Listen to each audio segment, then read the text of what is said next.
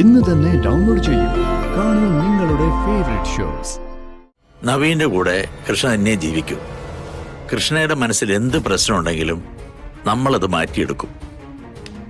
സിത്താരയുടെ മകൾ ഗാഥയ്ക്ക് കളരിക്കിലേക്ക് ഇനി പ്രവേശനമില്ല. എല്ലാം നേർവഴിക്ക് നാഗദൈവങ്ങൾ നടത്തിത്തരട്ടെ. എന്തായാലും നീ വന്നിരുന്നത് ദൈവത്തിന്റെ സന്നിധി തന്നെയാണല്ലോ. അവരിതൊക്കെ കാണുന്നുണ്ടല്ലോ എന്നതാ സമാധാനം.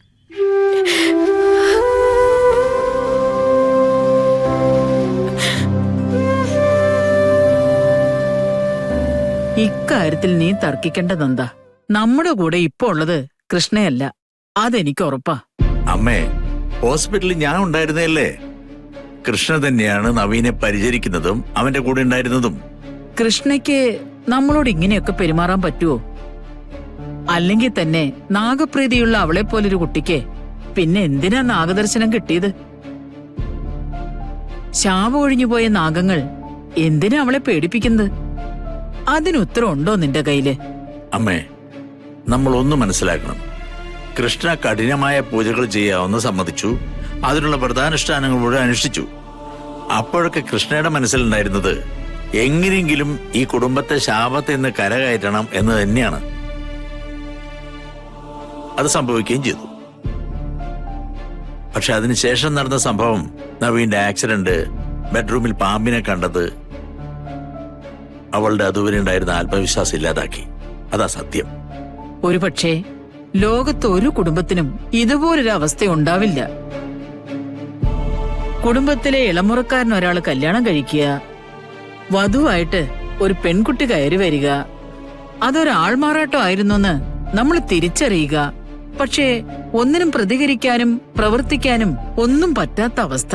അതിനിടയിലാ ഇപ്പൊ ഈ പുതിയ സംഭവങ്ങള്. നവീന്റെ ജീവിതം നല്ല രീതിയിൽ മുന്നോട്ട് പോവുകയാണെങ്കില് നമുക്കിതൊന്നും ചോദിക്കേണ്ട കാര്യമില്ലായിരുന്നു.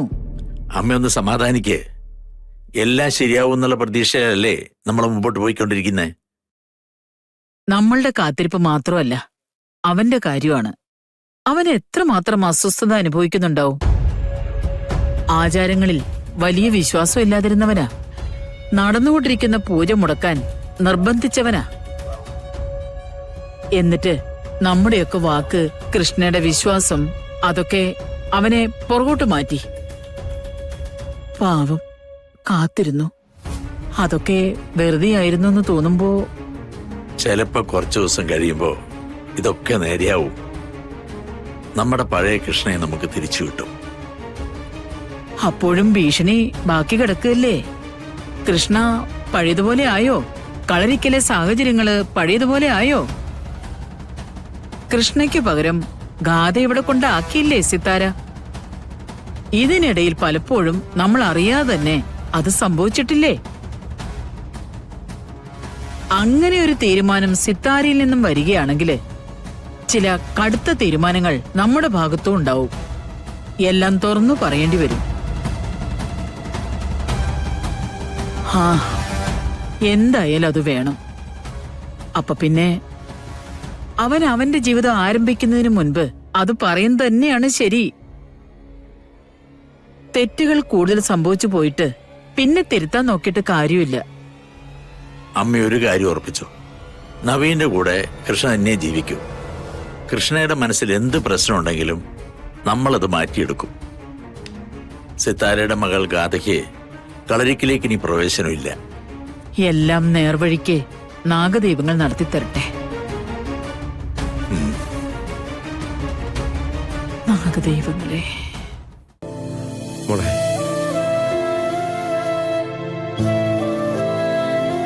കുറച്ച് അങ്ങോട്ട് നടന്നിട്ടാ മോളെ കിട്ടിയത്. അയ്യോ, ഞാൻ പറഞ്ഞില്ലേ ഗോപാലമ്മ വേണ്ടാന്ന്. പിന്നെ ഈ വെയിൽ മുഴുവൻ കൊണ്ടു നടന്ന് അതിന്റെ കൂടെ ചങ്കം കത്തിയിട്ട് ഒന്നും കഴിച്ചിട്ടുമില്ല, കുടിച്ചിട്ടുമില്ല. എന്നാ ഇത് കുടിക്കേ.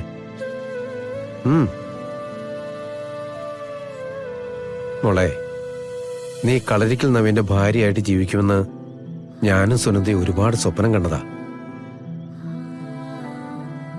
പതുക്കെ പതുക്കെ ഞങ്ങൾ വല്ലാണ്ടങ്ങ് ആഗ്രഹിച്ചു. പക്ഷെ പറഞ്ഞിട്ടെന്താ, കാശുകാര് തട്ടിക്കളിക്കുന്ന പാവകളായിപ്പോയി നമ്മള്. അല്ലായിരുന്നെങ്കില് വിട്ടുകൊടുക്കുമോ ആരെങ്കിലും? ആവർത്തിച്ച് ആവർത്തിച്ച് പറഞ്ഞുകൊണ്ട് ഇതൊക്കെ നടപ്പിലാവുന്ന കാര്യമാണോ?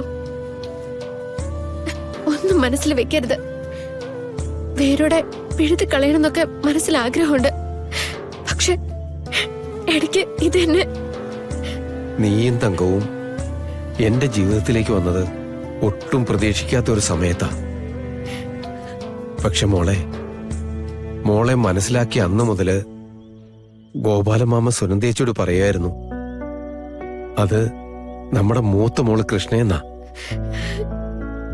എന്നെ കൊണ്ടെന്തെങ്കിലും ത്രാണി ഉണ്ടായിരുന്നെങ്കിൽ നിന്നെ ഞാനൊരു രാജകുമാരിയെ പോലെ നോക്കുമായിരുന്നു മോളെ. അതിന് ഗോപാലമാമനെ ഒരു ദരിദ്രവാസിയായിട്ടാണല്ലോ ദൈവം പടച്ചുവിട്ടത്. പക്ഷെ എന്നെങ്കിലും ഒരു ദിവസം ഈ ചുമന്നുകൊണ്ട് നടക്കുന്ന ലോട്ടറിയിൽ ഒരെണ്ണം ഗോപാലൻ അടിച്ചൂടെ? അങ്ങനെ അടിച്ചൂടാന്നൊന്നുമില്ല. ദരിദ്രവാസിക്ക് അങ്ങനെയൊക്കെ ആഗ്രഹിക്കാലോ. അങ്ങനെ എങ്ങാനും സംഭവിക്കുകയാണെങ്കിൽ ഈ ഗോപാലമാമൻ ആദ്യം ചെയ്യുന്നത് എന്താണെന്നറിയോ? നിന്നെ ഇറക്കിവിട്ട കളരിക്കലേക്കാൾ വലിയൊരു കുടുംബത്തിലേക്ക് നല്ലൊരു ചെക്കനെ കണ്ടുപിടിച്ച് നിന്നെ ഞാൻ കെട്ടിച്ചുവിടും. അപ്പോ മോളുടെ ഈ സങ്കടമൊക്കെ മാറും. മോളെല്ലാം മറക്കും. ഇതൊക്കെ മറക്കണമെങ്കിൽ ഞാൻ ചാവണം ഗോപാലമാമ. മോളെ, എന്റെ നാട്ടില് കൂട്ടുകാരികൾക്കൊക്കെ ചിലരോടൊക്കെ ഇഷ്ടമുണ്ട്, ചിലർക്ക് ഒന്നി കൂടുതൽ ഇഷ്ടമുണ്ട്. അവരൊക്കെ എപ്പോഴും എന്നോട് ചോദിക്കും, നിനക്കൊരാളെ കണ്ടിട്ടും അങ്ങനെ തോന്നിയിട്ടില്ലേടിയെന്ന്. എനിക്കങ്ങനെ തോന്നിയിട്ടില്ലായിരുന്നു എന്നതാ സത്യം. പക്ഷെ ആദ്യമായിട്ടൊരു പുരുഷനോട് എനിക്ക് സ്നേഹം തോന്നിയത് നവീനോടാ. അത് ചെറിയ ഇഷ്ടമൊന്നുമല്ല. എന്റെ ജീവനെ പോലെ കണ്ടുപോയി ഞാൻ.